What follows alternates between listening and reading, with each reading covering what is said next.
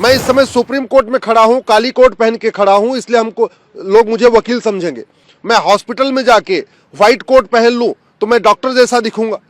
मैं थाने में जाके अगर खाकी वर्दी पहन लूंगा तो मैं इंस्पेक्टर जैसा दिखूंगा। तो ये जो मैं दिख रहा हूं ये बाहर की आइडेंटिटी है।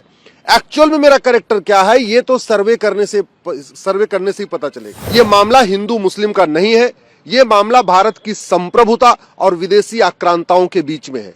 हमारा ये कहना है, अगर डेमोक्रेटिक कंट्री में विवाद का समाधान कोर्ट के जरिए नहीं होगा, यहां अराजकता फैल जाएगी, यहां भीड़ तंत्र हो जाएगा। अगर कोर्ट का दरवाजा बंद कर दिया गया फिर तो अपने अपने स्थान के लिए लोग लड़ाई सड़कों पे करना शुरू कर देंगे, देश में अशांति फैल जाएगी।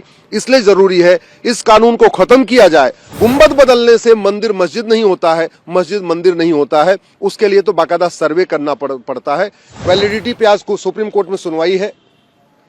बहुत सारे सांसद भी आ गए हैं सुप्रीम कोर्ट, बहुत सारे रिटायर्ड आईएएस ऑफिसर भी आ चुके हैं। दिल्ली के भूतपूर्व एलजी आ गए हैं, फॉर्मर चीफ इलेक्शन कमिश्नर आ गए हैं। ऐसे 20 याचिकाएं फाइल हो चुकी हैं जो चाहती हैं कि जो हमारी पीआईएल है, प्लेस ऑफ वर्शिप एक्ट की, उसको डिसमिस कर दिया जाए। वो हमारी विरोध करने के लिए आए हुए। पहली बात तो हमारा ये कहना है, ये कानून जो है इसका नाम है प्लेस ऑफ वर्शिप एक्ट।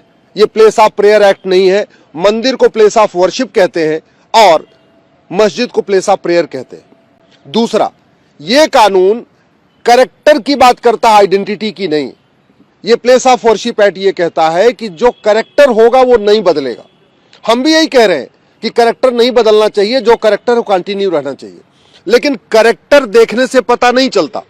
मैं इस समय सुप्रीम कोर्ट में खड़ा हूं, काली कोट पहन के खड़ा हूं, इसलिए लोग मुझे वकील समझेंगे।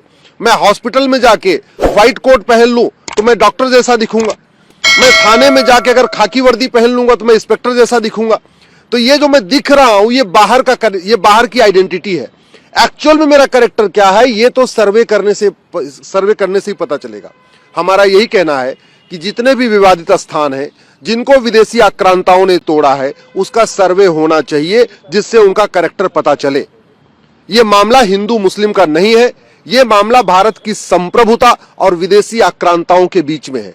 विदेशी आक्रांता चले गए फिर उनका नामो निशान यहां नहीं होना चाहिए। जिन स्थानों का वर्णन हमारे वेदों में है, हमारे पुराणों में है, हमारे भगवत गीता में है, रामायण में है, उपनिषद में है, उन स्थानों को रिस्टोर करने का अधिकार मिलना चाहिए। और उसके लिए जरूरी है पहले सर्वे हो। कोई भी कानून लीगल रेमेडी नहीं छीनता। इवन वक्फ एक्ट में भी ये व्यवस्था दी है कि आप वक्फ बोर्ड के सामने जाओ। आर्बिट्रेशन एक्ट में कहता है पहले आर्बिट्रेशन करो, अगर फेल हो जाए तो कोर्ट जाओ। ये ऐसा कानून है, आर्बिट्रेशन की भी छूट नहीं देता, आपस में समझौता करने की भी छूट नहीं देता, कोर्ट जाने की छूट नहीं देता। कोई अलग से वक्फ बोर्ड या वक्फ ट्रिब्यूनल जैसा कोई बोर्ड नहीं बनाया कि जहां वहां जाके हम अपनी बात कह सके। तो ये कानून पूरी तरीके से राइट टू जस्टिस को रोकता है, इसलिए हमने कोर्ट में चैलेंज किया हुआ है। हमारा यह कहना है, अगर डेमोक्रेटिक कंट्री में विवाद का समाधान कोर्ट के जरिए नहीं होगा, यहां अराजकता फैल जाएगी, यहां भीड़ तंत्र हो जाएगा। अगर कोर्ट का दरवाजा बंद कर दिया गया फिर तो अपने अपने स्थान के लिए लोग लड़ाई सड़कों पे करना शुरू कर देंगे, देश में अशांति फैल जाएगी।